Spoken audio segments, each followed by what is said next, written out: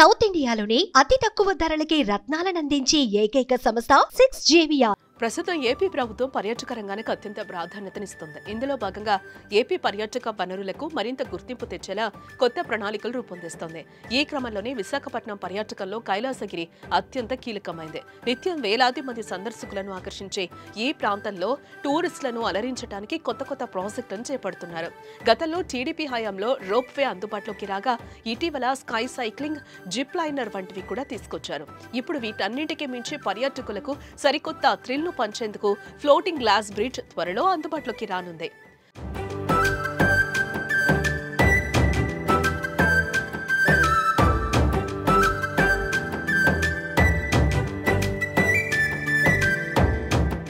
మహావిశాఖపట్నం ప్రాంత నగరాభివృద్ధి సంస్థ ఆధ్వర్యంలో కైలాసగిరిపై 55 మీటర్ల పొడవుతో ఈ గాజు వంతెన నిర్మించారు.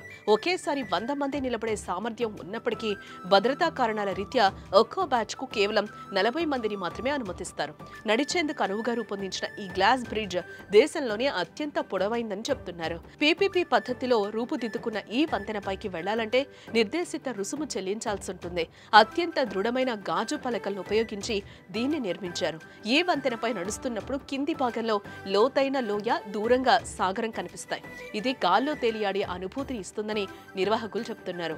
పిల్లలతో పాటు పెద్దలు కూడా దీన్ని ఆస్వాదించడానికి భద్రతా ప్రమాణాలను ఏర్పాటు చేశారు.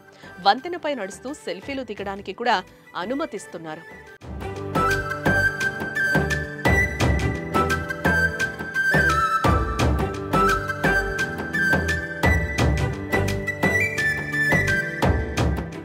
గతంలో ఇదే ప్రాంతంలో టైటానిక్ వ్యూ పాయింట్ ఉండేది.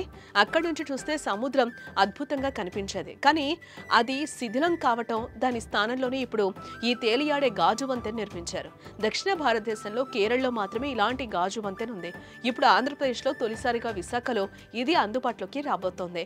ఇది అందుబాటులోకి వస్తే ఒడిశా, పశ్చిమ బెంగాల్ వంటి ఇతర రాష్ట్రాల నుంచి వచ్చే పర్యాటకుల సంఖ్య మరింత పెరుగుతుంది. తద్వారా VMRDAకు ఆదాయం పెరగడమే కాకుండా స్థానికులకు కూడా ఉపాధి అవకాశాలు మెరుగవుతాయని ఆశిస్తున్నారు. విశాఖను మరింత పర్యాటక కేంద్రంగా మార్చడంలో ఈ గాజు వంతెన కీలక పాత్ర పోషిస్తుందని అంటున్నారు.